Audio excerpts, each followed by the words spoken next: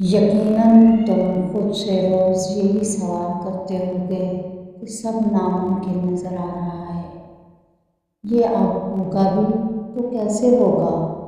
میں آخر ایسا کیا کروں کہ میری دعا قبول ہو جائے؟ اور یہی سوچیں تو میں آہستہ آہستہ نا امیدی کی طرف لے جاتی ہوں گی۔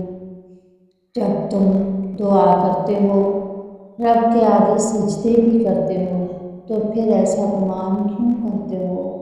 تمہارا یہی جواب ہوگا کہ میں تھک چکا ہوں، بہت عرصے سے دعا مانگ رہا ہوں لیکن قبول نہیں ہوئی، اب ہمت ختم ہو گئی ہے، یا اب صبر نہیں کیا جا رہا۔ تو سنو، اس آیت کا ذرا غور تو کرو، تمہارا رب تمہیں کتنے پیار سے جواب دے رہا ہے، اور جو کوئی اللہ پر توکل کرتا ہے تو اس کے لیے وہ کافی ہے، اور تمہارا رب اپنا کام پورا کر کے ہی رہتا ہے۔ یاد رکھو، ڈر، خوف اور مایوسی نہ تو تمہارے دکھ کم کر سکتی ہے اور نہ تمہارے لیے خوشیوں کے بند دروازے کھول سکتی ہے۔ صرف تمہارا یقین اور صبر ٹیسٹ کرتا ہے۔ تم یقیناً اپنے لیے بہت کچھ سوچتے ہوگے، منصوبے بناتے ہوگے اور یہی سوچتے ہوگے کہ اب میرا کام ضرور ہو جائے گا، تو اصل میں صرف آسانی رکھ لیتے ہو، اور تمہیں یہ نہیں پتہ ہوتا کہ جو فیصلہ تم نے اپنے لیے لیا ہے میرے لیے خیر ہے۔ کیا یہ مستقبل میں خوشیوں کا باعث بھی بنے گا؟ یاد رکھو، وہ رب بہترین منصوبہ بناتا ہے اور بہترین فیصلے کرتا ہے۔ ایک جگہ قرآن پاک میں اللہ تعالیٰ خود تم سے کہہ رہا ہے، ایک منصوبہ وہ بناتا ہے اور ایک اللہ، اور بے شک اللہ سب سے بہترین منصوبہ ساز ہے۔ جانتے ہو، اللہ تعالیٰ ایسے انسان کو بہت پسند کرتا ہے جو کسی نقصان یا مصیبت سے ہمت نہیں ہارتا، کسی ناکامی سے دل شکستہ نہیں کرتا، کسی لالچ سے پھسل نہیں جاتا، اور ایسی حالت میں بھی اللہ پر پورا یقین کرنے والا ہو، جبکہ بظاہر اس کی کامیابی کا کوئی امکان نظر نہ آتا ہو۔ یہاں کیا گیا توکل انسان کی پوری زندگی بدل دیتا ہے۔ تم جانتے ہو کہ وہ کون سا ایک خاص کام ہے جو تمہاری دعا کی قبولیت کی وجہ بنے گا؟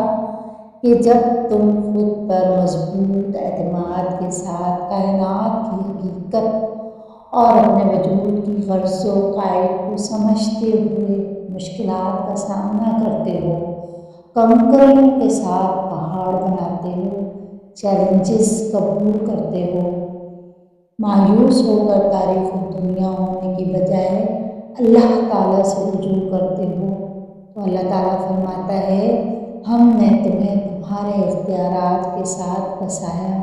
یعنی تمہیں اللہ تعالیٰ یہ تلقین کر رہا ہے کہ تم اپنے جذبات کو کسی نامناسب رخ پر نہ بہنے دو، بلکہ دعا کے سانچے میں ڈال دو، پھر وہ تمہاری طلب اور تمہاری خواہش سے بڑھ کر نوازتا ہے۔ اللہ تعالیٰ قرآن پاک میں خود تم سے فرما رہا ہے، اور وہ اللہ ہی ہے جو ہواؤں کو اپنی رحمت کے آگے آگے خوشخبری لیے ہوئے بھیجتا ہے۔ یاد رکھو، وہ رب بہت بہترین کرتا ہے، اور اس کے منصوبے کا ایک وقت مقرر ہوتا ہے۔ اللہ تعالیٰ نے ہر چیز کے لیے ایک اندازہ مقرر کر رکھا ہے۔ یاد رکھو، ایک انسان رب کے بغیر کچھ بھی نہیں، نہ وہ مستقل طور پر دنیا والوں سے اپنی کوئی خوشی خرید سکتا ہے اور نہ ہی مستقل راہ دے۔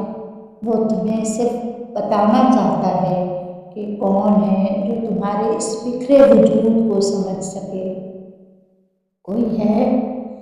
اللہ تمہارے دل میں جھانک لیتا ہے، پھر جب وہ تمہارا خالص یقین دیکھ لیتا ہے تو یقین کرو وہ تمہیں خالی ہاتھ نہیں لوٹاتا۔ اللہ تعالیٰ فرماتا ہے یقیناً تمہارا اللہ بہت قریب ہے اور جلد قبول کرنے والا ہے۔ تم تو وہ خوش نصیب ہو جو اللہ کے در پر آئے ہو۔ تمہارا تو مایوس ہونا بنتا ہی نہیں، اور اس سانس سے کیا مایوس ہونا جس کے پل سے دنیا ہے۔